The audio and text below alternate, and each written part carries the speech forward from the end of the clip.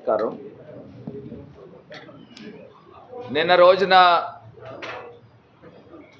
చంద్రబాబు నాయుడు గారు, పవన్ కళ్యాణ్ గారు వీళ్ళిద్దరూ బీసీ డిక్లరేషన్ అని కొత్త నాటకానికి తెరదీశారు. వీళ్ళేదో పెద్ద బీసీలను ఉద్ధరించినట్టు, బీసీల యొక్క జీవితాలని మార్చినట్టు ఒక అద్భుతమైన యాక్టింగ్ పర్ఫార్మెన్స్ నిన్న వేదికగా చేస్తూ ఉన్నారు. నాకు ఆశ్చర్యం అనిపిస్తూ ఉంది. ఇదే చంద్రబాబు నాయుడు గారు ఒకటి కాదు, రెండు కాదు, 14 సంవత్సరాలు ముఖ్యమంత్రి చేసి ఆయన చేసిన నిర్వాహకం ఏంటండి? ఇవాళ బీసీ డిక్లరేషన్ ఏంటండి? ఆశ్చర్యం అనిపించట్లేదా? 14 సంవత్సరాల్లో బీసీల యొక్క జీవితాలు మార్చలేదు, కానీ ఇవాళ కొత్తగా డ్రామాకి రక్తి కట్టిస్తూ ఉన్నారు. ఏం చెప్తున్నాడు? 1,50,000 కోట్ల రూపాయలు బీసీల అభివృద్ధికి ఖర్చు చేస్తున్నారని చెప్తా ఉన్నారు. ఆశ్చర్యం అనిపిస్తూ ఉంది. గతంలో ఇదే చంద్రబాబు నాయుడు గారు సంవత్సరానికి ఏటా 10,000 కోట్లు, 5 సంవత్సరాలకి 50,000 కోట్లు ఖర్చు చేస్తానని చెప్పిన వ్యక్తి 19,000 కోట్ల రూపాయలు, అది కూడా ఎగ్జాగరేట్ చేసి, ఇప్పుడు ఒక పనిముట్లు ఉన్నాయండి, కత్తిర్లు, ఇస్త్రీ పెట్టెలో, లేకపోతే ఇంకొకటి కుట్టు మిషన్లో, దాని విలువ 5,000 ఉందనుకోండి, 20,000 వేసి వీళ్ళు కాంట్రాక్టర్లు దోచుకోవడం తప్పితే ఈ రకంగా ఖర్చు చేశారు. అది కూడా 50,000 కోట్ల పేరు చెప్పి 19,000 కోట్ల రూపాయలే మా దగ్గర ఉన్న సమాచారం. మళ్ళీ ఇవాళ తీసుకొచ్చి 1,50,000 కోట్ల రూపాయలు చెప్తా ఉన్నారు. నేను ఇవాళ ఓపెన్గా స్ట్రైట్గా ఇదే చంద్రబాబు నాయుడు గారికి నేను డైరెక్ట్ డిబేట్కి ఛాలెంజ్ అని అడుగుతా ఉన్నా. వయసు నాది చిన్నదే, బుద్ధిలో కాదు. ఇవాళ గౌరవ ముఖ్యమంత్రి జగన్మోహన్ రెడ్డి గారి నేతృత్వంలో సింగిల్ బటన్ నొక్కుతూ ఉన్నారు. డైరెక్ట్గా బ్యాంక్ ఖాతాల్లో డబ్బులు పడతా ఉన్నాయి. డబ్బు బీసీల ఖాతాల్లో నువ్వు డిక్లరేషన్ పెట్టుకోలేమో. జగనన్న ఏలూరు సభ సాక్షిగా బీసీలకు ఇచ్చిన మాట ప్రకారంగా ఆయన ఇంకా 75,000 కోట్లే చెప్పారు జగనన్న. కానీ ఇవాళ ఆంధ్రప్రదేశ్ రాష్ట్రంలో బీసీలకి బ్యాంకులో పడిన నిధులు ఎంత అనంటే సుమారుగా 1,70,000 కోట్ల రూపాయలు బీసీల ఖాతాల్లో పడిందండి. ఇవాళ నేనేమి అబద్ధాలు మాట్లాడట్లా, లెక్కలు ఉన్నాయి. ఇవాళ కులాలు ఎన్నైతే కులాలు ఉన్నాయో, 150 కులాలు ఎన్నైతే కులాలు ఉన్నాయో, ఆ కులాలకి సంబంధించి నేను మాట్లాడుతూ ఉన్నా. ఇవాళ పథకం ఏ రూపైనా కానివ్వండి, నిన్న తెలుగుదేశం పార్టీ వాళ్ళు చెప్తా ఉన్నారు, నిజంగా ఆశ్చర్యం అనిపిస్తూ ఉంది. మీరేదో తీసుకొచ్చి చేయూత పథకానికి కనుక ఇచ్చి అది బీసీల ఖాతాల్లో పెడుతున్నారు ఏంటండి అని అంటూ ఉన్నాడు. నాకు ఆశ్చర్యం అనిపిస్తూ ఉంది. ఇప్పుడు పథకం పేరు ఏదైతే ఏంటి, డబ్బు వచ్చిందా లేదా, అదే నేను సూటిగా ప్రశ్నిస్తూ ఉన్నా. ఇప్పుడు మీరు బీసీ నిధులు అని చెప్తా ఉన్నారు, మీరు ఆ పేరు పెడుతున్నారు, మేము వివిధ పేర్లు పెడుతున్నాము. బీసీల ఖాతాల్లో డబ్బు వెళ్ళిందా లేదా? ఇవాళ చేయూత అయితే కానీ, ఆసరా అయితే కానీ, అమ్మఒడి అయితే కానీ, లేకపోతే ఏ పథకం అయినా తీసుకోండి. ఇంకా చంద్రబాబు నాయుడు గారు ఒకవేళ వస్తే, ఆయన ఎలా వచ్చేది లేదు, పెట్టేది లేదు, 1,50,000 కోట్లు అని చెప్పి అబద్ధపు మాటలు మాట్లాడుతాం. ఇవాళ ప్రజలు ఎవ్వరు కూడా ఈ చంద్రబాబు నాయుడు గారిని నమ్మేదానికి ఎవరు కూడా సిద్ధంగా లేరు.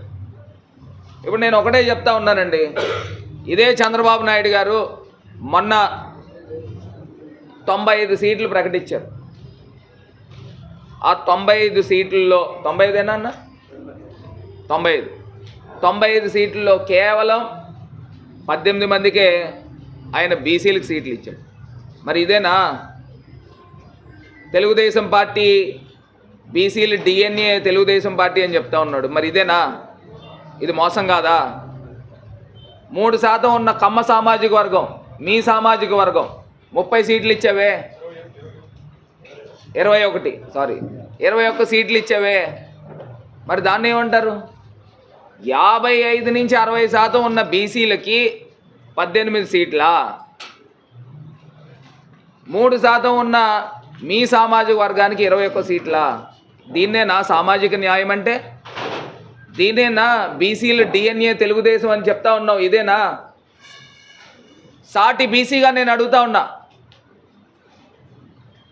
ఇవాళ రాజమండ్రి పార్లమెంట్ నేనే ఉదాహరణ. స్వతంత్రం వచ్చిన తర్వాత మొట్టమొదటిసారిగా జగనన్న బీసీలకు ఇచ్చాడు. నువ్వు ఈ రోజుకైనా సాహసం చేస్తూ ఉన్నావా అని అడుగుతా ఉన్నా. ఇదే చంద్రబాబు నాయుడు గారిని, ఇదే పవన్ కళ్యాణ్ గారిని అడుగుతా ఉన్నా. కనీసం ఈ రోజుకైనా మీరు సాహసం చేస్తున్నారా? సాహసం అని కూడా అనట్లా, మాకు న్యాయం చేస్తున్నారా అని అడుగుతా ఉన్నా. లేదే. ఇదే రాజమండ్రి పార్లమెంట్ కానీ, ఇదే రాజమండ్రి అసెంబ్లీ కానీ, ఇదే రాజమండ్రి రూరల్ కానీ 3 సీట్లు బీసీలకు ఇస్తూ ఉన్నారే జగనన్న. మరి మీరెవరికి ఇస్తున్నారండి? బీసీలకు ఒకటే ఇస్తున్నట్టు ఉన్నారు 3 ఆటల్లో. మరి దీన్నే అంటారు బీసీలకు న్యాయమని?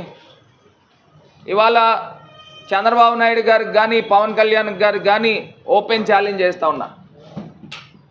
మేమిచ్చిన బీసీ సీట్లు ఎమ్మెల్యేలకి ఆ స్థాయిలో మీరు ఇవ్వగలరా? ఇది ఫస్ట్ అంశం మీరు బీసీ డిక్లరేషన్లో పెట్టండి. మేము ఎంతమందికి అయితే ఎమ్మెల్యేలుగా బీసీలకు ఇస్తూ ఉన్నామో మీరు ఇవ్వగలరా? మేము ఎంతమందికి అయితే బీసీలకు ఎంపీ సీట్లు ఇస్తూ ఉన్నామో అన్ని సీట్లు మీరు బీసీలకు ఎంపీలు ఇవ్వగలరా? సూటిగా ప్రశ్న, క్లియర్గా ప్రజలకు అర్థమవుతుంది.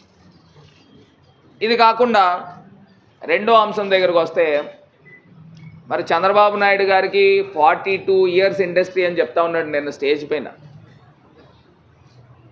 ఈ 42 ఇయర్స్ ఇండస్ట్రీలో మా బీసీలు రాజ్యసభ చేయడానికి పనికిరారండి? అంటే మీ పక్కన కూర్చోడానికి పనికిరారండి? ఎంతమందికి రాజ్యసభ సీట్లు మీరు ఇచ్చారని నేను చంద్రబాబు నాయుడు గారిని ప్రశ్నిస్తూ ఉన్నా. ఒకరికైనా ఇచ్చారా అని అడుగుతా ఉన్నా. అప్పుడెప్పుడో తెలంగాణలో ఉన్నప్పుడు దేవేంద్ర గౌడ్ అనే ఒక వ్యక్తికి ఇచ్చారు. ఇవాళ మా పార్టీ మేము అధికారంకి వచ్చిన తర్వాత మాకున్న గతంలో ఉన్న 9 సీట్లలో 4 సీట్లు బీసీలకు ఇచ్చామే. మరి మా దగ్గర ఉందా సామాజిక న్యాయం? మీ దగ్గర ఉందా అని అడుగుతా ఉన్నాం. బీసీల పట్ల అంకిత భావం మా దగ్గర ఉందా, మీ దగ్గర ఉందా అని అడుగుతా ఉన్నాం. ఇది కాకుండా నిన్న ఇంకొక మాట కూడా చెప్పాడు. రజకులకి ఎస్సీల్లో చేర్చేదానికి కేంద్ర ప్రభుత్వానికి పంపిస్తాము అని చెప్తా ఉన్నాడు. నేను అదే అడుగుతా ఉన్నా. ఇదే చంద్రబాబు నాయుడు గారు 14 సంవత్సరాలు ముఖ్యమంత్రి కింద ఉండి ఇప్పుడు దాకా ఎందుకు పంపించలేదు నాయనా అని అడుగుతా ఉన్నా. మీ చేతిలో కూడా ఏం లేదు. కనీసం మీరు తీర్మానం చేయాలి కదా, ఏపీ అసెంబ్లీలో తీర్మానం చేయాలి కదా. ఉమ్మడి రాష్ట్రంగా ఉన్నప్పుడు ఏపీ అసెంబ్లీలో తీర్మానం ఎందుకు చేయలేదు అని అడుగుతా ఉన్నా. ఇది కేవలం ఎలక్షన్ స్టంట్ డ్రామా కాదా అని అడుగుతా ఉన్నా. ఇదే వడ్డెర కమ్యూనిటీ గురించి మాట్లాడుతూ ఉన్నాడు. వడ్డెర కమ్యూనిటీ గురించి ఏం చెప్తా ఉన్నాడండి? వడ్డెర కమ్యూనిటీని ఎస్టీల్లో చేర్చాలి అని చెప్తా ఉన్నాడు. మరి ఇదే 14 సంవత్సరాలు ముఖ్యమంత్రి కింద ఉన్న చంద్రబాబు నాయుడు గారు ఎప్పుడూ ఆలోచన కూడా ఎందుకు చేయలేదు అని అడుగుతా ఉన్నా. ఇప్పుడే ఎందుకు గుర్తుకొచ్చింది అని మీకు అడుగుతా ఉన్నా. ఇది ఎలక్షన్ స్టంట్ డ్రామా కాదా అని అడుగుతా ఉన్నా. మరి ఇన్ని అబద్ధాలు చెప్తూ, ఇన్ని మోసాలు చేస్తూ ఇవాళ ఈయన మాట్లాడుతూ ఉన్నారు. ఇది కూడా ప్రధానమైన అంశము. 33% స్థానిక సంస్థల్లో బీసీలకి మేము స్థానం కల్పించాము అని చెప్తా ఉన్నారు. మేము 10% తగ్గించేసామని చెప్తా ఉన్నారు, 23%. నేను ఇదే అడుగుతా ఉన్నా. ఇదే స్థానిక సంస్థల్లో మేము బీసీలకి ఎన్ని సీట్లు ఇచ్చాము, మీరు బీసీలకి ఎన్ని సీట్లు ఇచ్చారు? పోనీ కోర్టు ఆర్డర్ వలన ఆ రోజు 23%కే కోర్టు కుదిచ్చింది కాబట్టి, అయినప్పటికీ కూడా జగనన్న ఒక అడుగు ముందరికి వేసి ఆయన చేసిన కార్యక్రమం ఏంటండి? జగనన్న ఒక అడుగు ముందరికి వేసి చేసిన కార్యక్రమం ఏంటండి? 33% కాదు, ఇంకా ఎక్కువే, 33%కి ఎక్కువే బీసీలకి స్వచ్ఛందంగా ముఖ్యమంత్రి గారు జగన్మోహన్ రెడ్డి గారు ఇచ్చారు సీట్లు. దీంట్లో ఛాలెంజ్కి సిద్ధమా? మీరు ఎన్ని సీట్లు ఇచ్చారు, మేము ఎన్ని సీట్లు ఇచ్చాం? స్థానిక సంస్థల్లో అయినా అసలు మీరు ఎందులోనూ పోటీ పడలేరు. ఇవాళ బీసీలకు మేము చేసిన న్యాయము మీరు ఎందులోనూ పోటీ పడలేరు. ఇదే రాయలసీమ ప్రాంతంలో 3 ఎంపీలు బీసీలకు ఇచ్చాం. అటు కర్నూలు అయితే కానివ్వండి, అనంతపూర్ అయితే కానివ్వండి, లేకపోతే హిందూపూర్ అయితే కానివ్వండి, మేము ఎంపీలు 3 బీసీలకు ఇచ్చాం. మీరెన్ని ఇచ్చారు? అసలు ఎందులో కూడా బీసీ పదం ఎత్తడానికి ఈ చంద్రబాబు నాయుడు అనర్హుడు.